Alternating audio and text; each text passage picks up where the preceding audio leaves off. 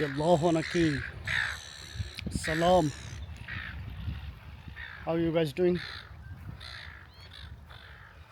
বাঙালি ফোলাফাইন কি অবস্থা? আমরা ভালো আছো আশা করি।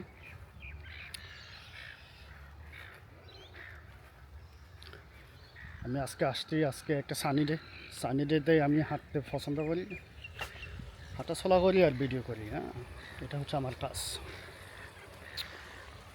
বিউটিফুল।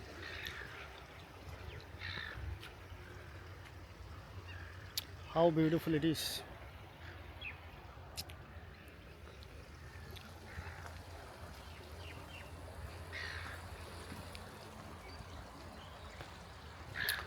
আজকে একটা কথা বলি তোমাদের, একটা ব্যাপারে কথা বলি।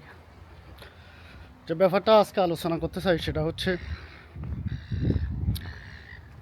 আমি জানি তোমরা অনেকেই টাকা পয়সা ইনকাম করো। হ্যাঁ, টাকা পয়সা ইনকাম করা থেকে যেটা খুবই ইম্পর্ট্যান্ট সেটা হচ্ছে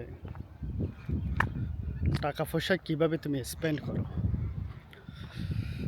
স্পেন্ড বলতে কোথায় কীভাবে স্পেন্ড করো, ঠিক আছে, এটা খুবই গুরুত্বপূর্ণ। দ্বিতীয় যে ব্যাপারটা হচ্ছে, তোমরা টাকা পয়সা যাই ইনকাম করো, টাকা পয়সা আমরা যারা ট্রেডিশনালি আমরা বড় হয়েছি, আমাদের মা বাপ আত্মীয় স্বজন সবসময় আমাদেরকে বলছে কি জানো, যে টাকা সেভ করতে। তোমরা হয়তো একটা ব্যাপার লক্ষ্য করছো, ব্যাংকে যদি টাকা রাখি, সেভ করা বলতে কি বোঝায়? ব্যাংকে টাকা রাখা, তাই না? তোমরা একটা ব্যাপার লক্ষ্য করছো যে ব্যাংকে টাকা রাখা মানে হচ্ছে কি জানো, প্রত্যেকটা দিন যাবে তোমার টাকার মার্কেট ভ্যালু কমে যাবে। এটার কারণ হচ্ছে ইনফ্লেশন। তুমি টাকা সেভ করার অর্থ হচ্ছে কি জানো, যে টাকার মার্কেট ভ্যালু উপরের দিকে যাওয়া। কিন্তু মার্কেট ভ্যালু উপরের দিকে না যায়, যেটা হচ্ছে কি, ইনফ্লেশনের কারণে মার্কেট ভ্যালু নিচের দিকে চলে যাচ্ছে। এতে হচ্ছে কি, যে তোমার যে টাকা, এটা দিন দিন ভ্যালু হারিয়ে ফেলতেছে, ঠিক আছে, দিন দিন এটা ভ্যালু হারিয়ে ফেলতেছে, তাই না? তো আমি তোমাদেরকে যেটা ব্যাপার বলবো, যে তোমরা টাকা ইনকাম করলে কখনো সেভ করবা না। ট্রেডিশনালি তোমাদেরকে যেসব বোঝানো হয়েছে এগুলো সব ভুল ইনফরমেশন। এগুলো ফলো করলে সারা জীবনে গরিব থাকবা, ঠিক আছে, সারা জীবনে গরিব থাকবা। রিচ এবং পুয়ারের ভিতরে পার্থক্য কী জানো? পুয়ার পাবলিক, গরিব লোক যেটা করে সেটা হচ্ছে সারা জীবন টাকার জন্য কাজ করে, সারা জীবন টাকার জন্য কাজ করে। এই কোম্পানি সিইও হোক আর ইঞ্জিনিয়ার হোক, ডক্টর হোক, কিন্তু সে টাকার জন্য কাজ করে। কিন্তু আরেকটা ব্যাপার হচ্ছে কি, গরিব এই যারা ফসওয়ালা, যারা রিচ, এদের টাকা ওদের জন্য কাজ করে। এরা টাকার জন্য কাজ করে না, টাকা এদের জন্য কাজ করে। মাইন্ডসেট বলে, ভাই আমার যদি টাকা নাই থাকে, আমি আমার টাকা কিভাবে কাজ করে কেমনে করব? সেটা সিম্পল। যে টাকাটা ইনকাম করো, এটার কিছুটা অংশ, 20%, 30%, হ্যাঁ, যেটাই তোমার পার্সেন্টেজ ভালো মনে করো, যেটা করবা, সে টাকাটা তুমি সেভ করবা। সেভ না করে যেটা করবা, সেভ বলতে ব্যাংকে রাখা না, তোমাকে রিইনভেস্ট করতে হবে ওই টাকাটা। যখন তুমি তোমার টাকা রিইনভেস্ট করবা, তোমার টাকা তোমার হয়ে কাজ করবে। অর্থাৎ তুমি যখন ঘুমাইবা, তখন তোমার মানি প্রডিউস মানি, ঠিক আছে। আর ব্যাংকে যদি টাকা রাখো, তোমার মার্কেট ভ্যালু চলে যাচ্ছে নিচের দিকে। আর ইনভেস্ট করলে যেটা হবে, তোমার টাকার ভ্যালু প্রত্যেকটা দিন উপরের দিকে উঠবে। এখন প্রশ্ন হচ্ছে, ভাইয়া কি ইনভেস্ট করব? প্রথম হচ্ছে ইনভেস্টের ইনভেস্ট করবে এই ব্যাপারটাই মাথায় নিয়ে আসতে হবে প্রথমে, যে আমি ইনভেস্ট করতে চাই। আমি বলছি না যে তুমি জব ছাইড়া দাও, জব করো, যেখানে করো, যেটা করলে তুমি টাকা ইনকাম করো করো, কিন্তু তোমার মাইন্ডসেট এটা হবে না যে আমি সারা জীবন শুধু টাকার জন্য কাজ করব, সারা জীবন টাকার জন্য কাজ করব। এর থেকে ভালো আমি কয়েকটা বছর কাজ করলাম, কয়েকটা বছর কাজ করলাম, এরপর আমার টাকা আমার জন্য কাজ করবে। হ্যাঁ, তুমি যদি প্রত্যেকটা বছর বা প্রত্যেক 2 থেকে 5 বছরের ভিতরে যদি তোমার মানি ডাবল করতে পারো, তাহলে বুঝো তুমি অল্প দিনে ফাইন্যান্সিয়াল ফ্রিডম পাইবা। এখন তুমি কোম্পানির সিইও, সকালে উঠে দৌড়াই জবে যাইতে হয় 40-50 বছর, যখন তোমার বয়স যখন 40-50-60, এখনও তুমি কাজ করতেছো টাকার জন্য, তার মানে কি তুমি সাকসেস? সাকসেস কীভাবে? সাকসেস হচ্ছে সেই জিনিস যখন সকালে উঠবা তোমার যা মনে চায় তাই করবা, সেটাই হচ্ছে ফ্রিডম।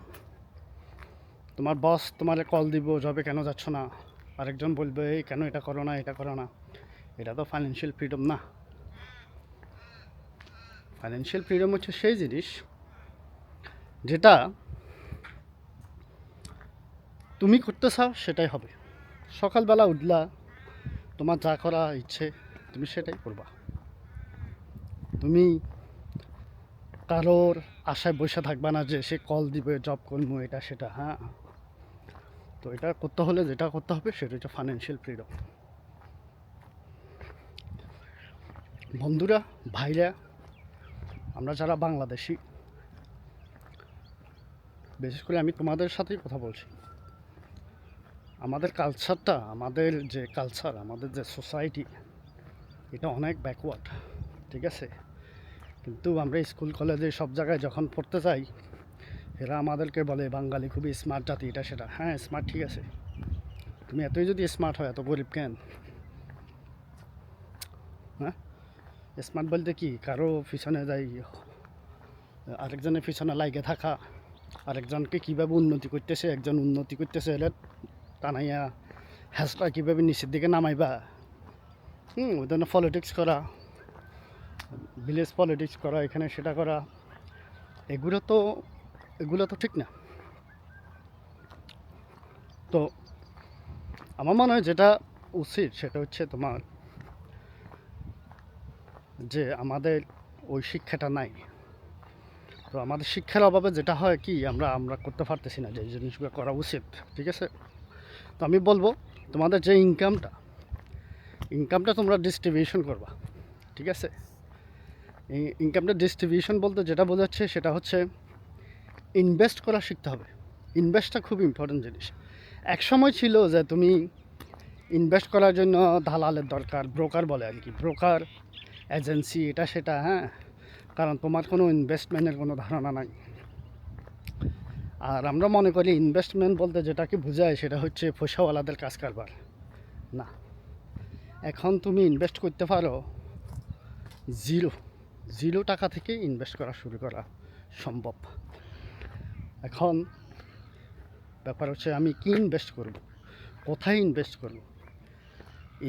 প্রথম কথা হচ্ছে ইনভেস্ট করার আগে তোমার হার্ডওয়ার্কিং মানি কোনো জায়গায় রাখা থেকে, ইনভেস্ট করা থেকে প্রথমে ইনভেস্ট করতে হবে নিজের জন্য। বলো ভাই এটা কি বলেন? ইনভেস্ট হচ্ছে এডুকেশন।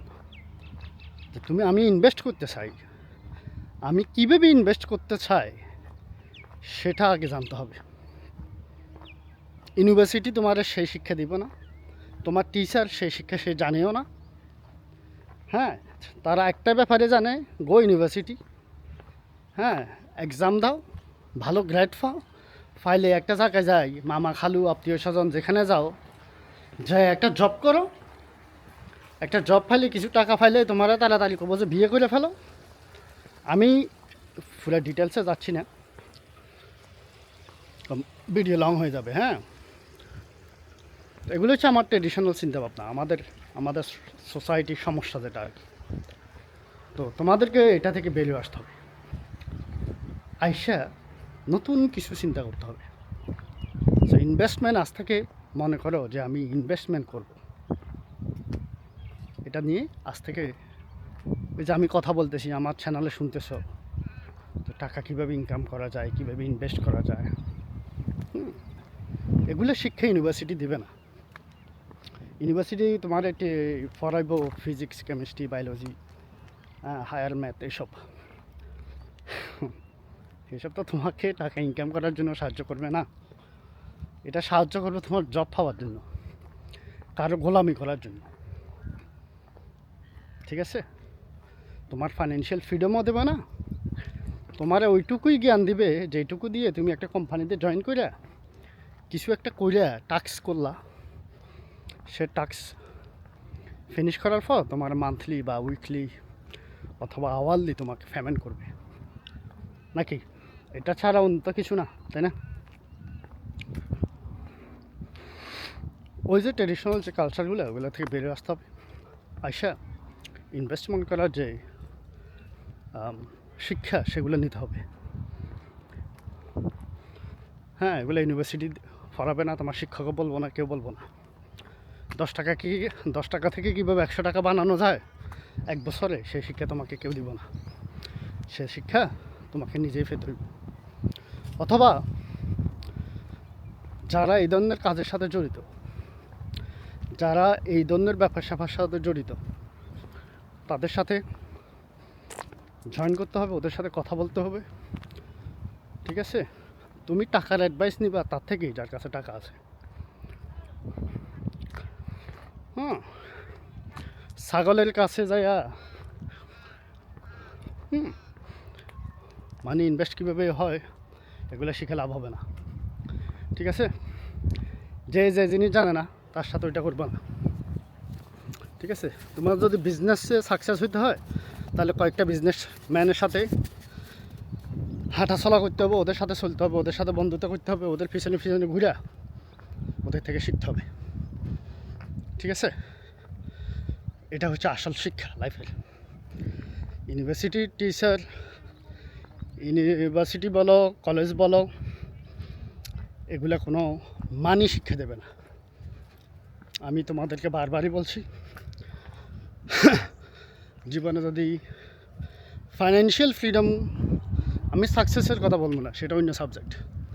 ফাইন্যান্সিয়াল ফ্রিডমের জন্য যে জিনিসগুলো করা উচিত, সেটা হচ্ছে সবচেয়ে বড় একটা ব্যাপার হচ্ছে ইনভেস্টমেন্ট করা। ইনভেস্টমেন্ট হচ্ছে কি, নিজের প্রতি, হ্যাঁ, তোমার টাকা, তারপর কিভাবে 10 টাকাকে 100 টাকা কম উপায়ে, কম সময়ের ভিতরে বানানো যায়, সেটা শিখতে হবে। সেটা খুবই ইম্পর্টেন্ট। আর দ্বিতীয় হচ্ছে কোথায় ইনভেস্ট করব, কোন মার্কেট। এক এক সময় যখন তুমি ইনভেস্টমেন্টটা শিক্ষা নিবা, তুমি স্লোলি সব কিছু জানা যাবা। তো আমি বেসিক আইডিয়া দিচ্ছি। ইনভেস্টমেন্ট হচ্ছে অ্যাপ্রিসিয়েশন অ্যাসেট। যে অ্যাসেট আজকে কিনবা, কালকে এটা মার্কেট ভ্যালু স্লোলি বাড়বো, কমবো না কখনো। এটাতে বলে ইংলিশে কি, অ্যাপ্রিসিয়েশন অ্যাসেট। ঠিক আছে, অ্যাসেট কিনবা যেটার মনে করো আজ থেকে 10 বছর, 15 বছর, 2 বছর, 1 বছর পর প্রত্যেকটা দিন যে জিনিসের মার্কেট ভ্যালু উপরের দিকে উঠবে। আর ডিপ্রিসিয়েশন অ্যাসেট, যেমন তুমি একটা গাড়ি কিনলা, আজকে শোরুম থেকে বের করার পরে এর মার্কেট ভ্যালু কিন্তু কমে যাচ্ছে, এটা অ্যাসেট না। ঠিক আছে, তোমার অ্যাসেট বুঝতে হবে, লাইবিলিটি বুঝতে হবে, হ্যাঁ, এগুলো বুঝতে হবে। তো তোমার কাছে মনে হচ্ছে আমার কাছে তো BMW হাঙ্কি মাঙ্কি কার আছে, এটা তো আমার অ্যাসেট, এটা অ্যাসেট না। তুমি নিজেকেই নিজে গরিব বানায় ফেলতেছো, কারণ এটা কোনো দিন তোমার মার্কেট ভ্যালু দিচ্ছে না। ঠিক আছে, তুমি সেই অ্যাসেটই কিনবা যেটা তোমার মার্কেট ভ্যালু উপরের দিকে তুলবে। ব্যাপারটা কি বুঝছো কি? এটা খুব ইম্পর্টেন্ট। তো তোমাকে এই ব্যাপারগুলো শিক্ষা নিতে হবে। এখন তোমার কাছে $100 আছে, 100 টাকা আছে, তুমি যাই একটা নাইকি শু কিনে ফেললা, তার মানে কিন্তু তুমি আজকে প্ল্যান করতেছো গরিব হয়ে যাওয়া, চিন্তা করতেছো। তোমাকে আজকে প্ল্যান করতে হবে কীভাবে পয়সাওয়ালা হওয়া যায়। তো ভাইরা, প্রত্যেকটা ভিডিওতে কথা বলবো ইনশাল্লাহ। আসো আমরা একজনকে হেল্প করি, লাইফ বেটার করি, ফাইন্যান্সিয়াল ফ্রিডম হই। ফাইন্যান্সিয়াল ফ্রিডম হচ্ছে সেই জিনিস যেখানে তোমার গভর্নমেন্ট, তোমার সোসাইটি, তোমার মেম্বার, তোমার পার্লামেন্ট মেম্বার কেউ তোমাকে কন্ট্রোল করতে পারবো না। তুমি যখন গরিব থাকবা পৃথিবীর সব লোক তোমাকে কন্ট্রোল করবো, কারণ এটা হচ্ছে বড় একটা উইকনেস। প্লিজ আসো আমরা সবাই মিলে ফাইন্যান্সিয়াল ফ্রিডমের পথে আগাই।